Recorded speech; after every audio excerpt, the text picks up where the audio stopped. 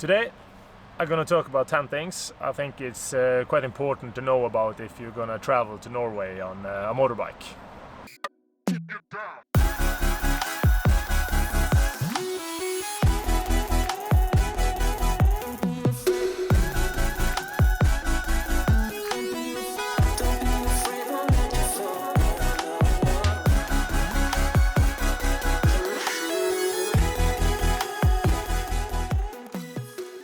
A couple of weeks ago I came across a guy online from, I think his channel is called Adventure for Mere Mortals, and he and a friend took a trip around Norway on their adventure bikes. They went up to the Nordkapp and back down again.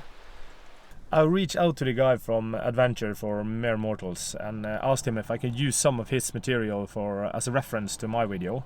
And he thankfully said yes, that was no problem. So I really want to give him a shout out, and I hope you guys take the time to look at his video and the 7 things he learned traveling on his trip around to Norway. I know he is working on part 2 of that trip, and I'm really looking forward to watch that. And I get a lot of questions about adventure traveling in Norway, because we have some rules that maybe others don't have, and everybody has heard that Norway is quite expensive. You're right, Norway is quite expensive.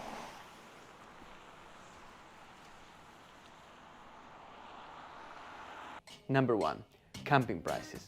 Everybody told me that Norway was quite expensive. Camping in Norway is quite cheap actually. Compared to other countries down Europe, the prices in Norway are pretty inexpensive.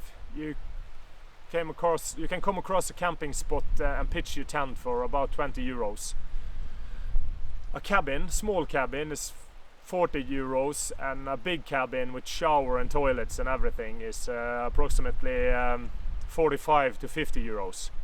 If you look at the prices in Germany or other countries down in Europe, you will see that you have to pay for the spot you pitch your tent, the parking for your motorcycle or your car, and for every person that is camping at the spot. Number 2, mosquitoes. As one of the worst things about the Norwegian summer.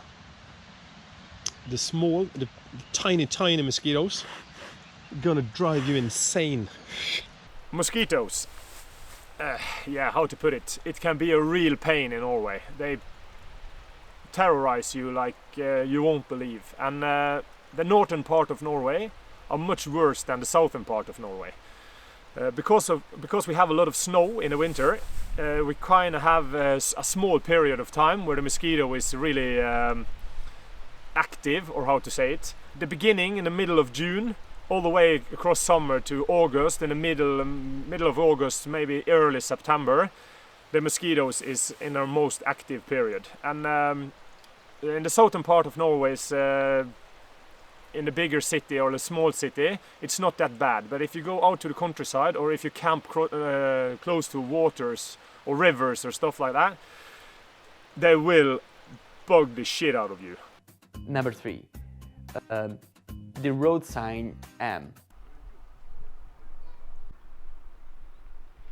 Møteplass, well, my Norwegian friend, I hope that they will correct my pronunciation because it's gonna be horrible. You can't just stop there.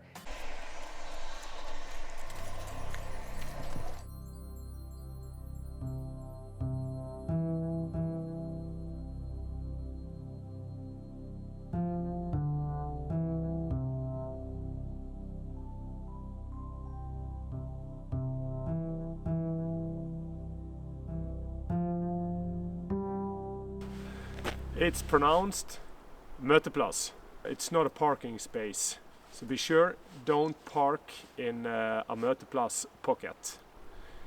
It's a small pocket on narrow road that are made for you to make room for bigger trucks, or if you meet other cars on the roads, so you easy can pass each other. So it's only a temporary space for you to put your car, bike or other vehicle. So be sure not to park at the sign Møteplass.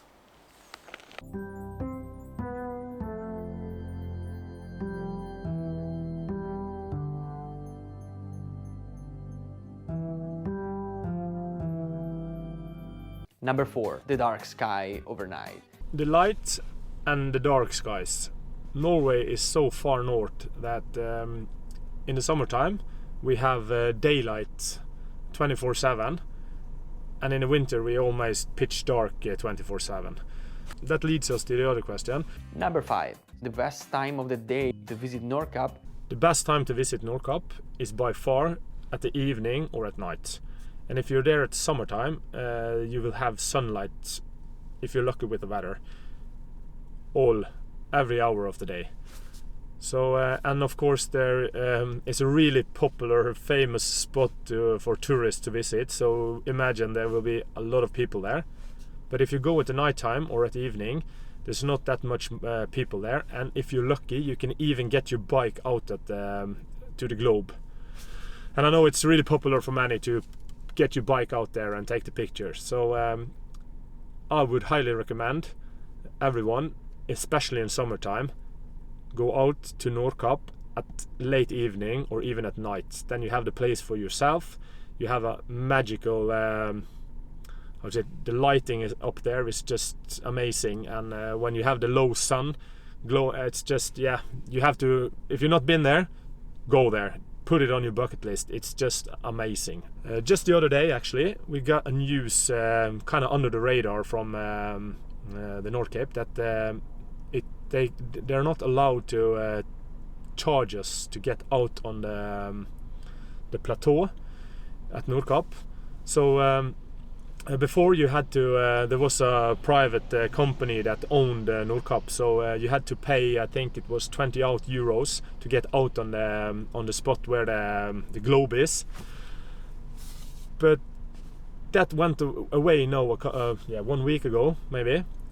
So now it's free to get out on the spot. But if you want to go on into the service center or the restaurant or the souvenir shop inside Nordkapp, you need to pay.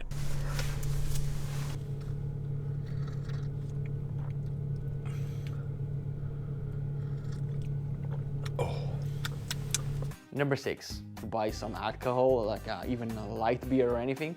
There's a lot of good shops in Norway. Rema 1000,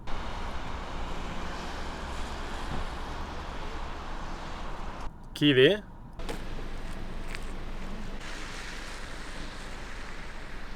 Coop Extra,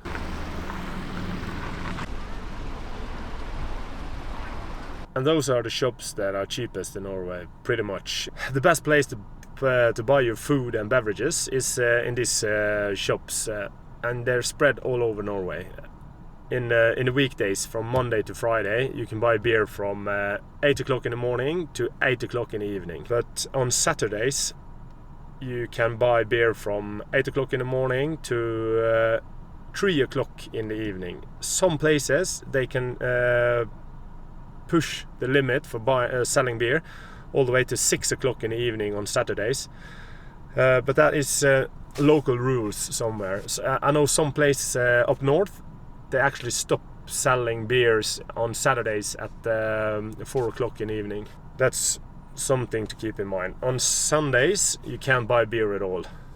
If you want to buy beverages like wine, spirits, or alcoholic beverages with an alcohol percent higher than 4.9, I think, you have to go to something we call Vinmonopolet.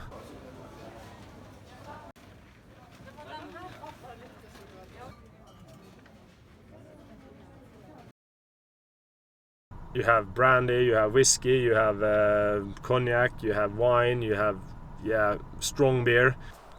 Alcohol in Norway is expensive. Number 7, police cars. There's a lot of misconception about the police in Norway. We have two kind of police cars like they have in all countries, I imagine. It's the one with the logo and sign all over the place, the uniformed cars. And we have the one that are undercover. The undercover cars is quite active on the streets and especially on the main roads close to the bigger cities.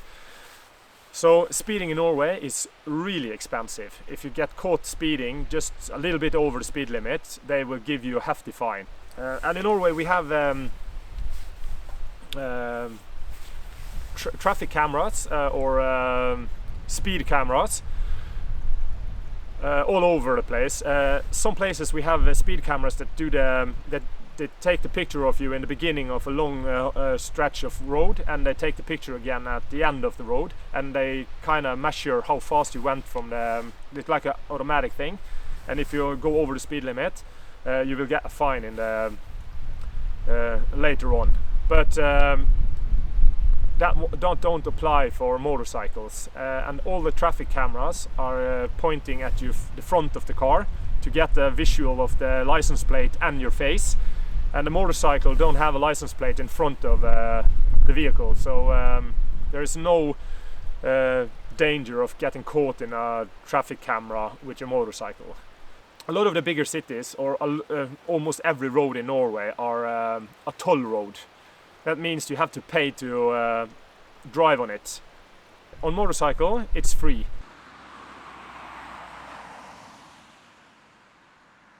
Number 8, language.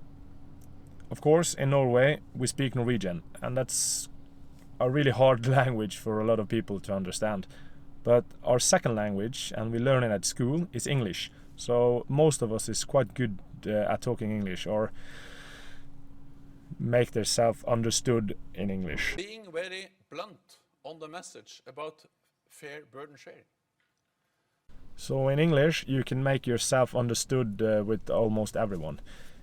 We have a third and fourth language in Norway that we learn in school, but not all of us master it. For me, example, I don't know how to speak, I know some words, but I don't know how to speak it fluently. And it's German and France. I said France. French.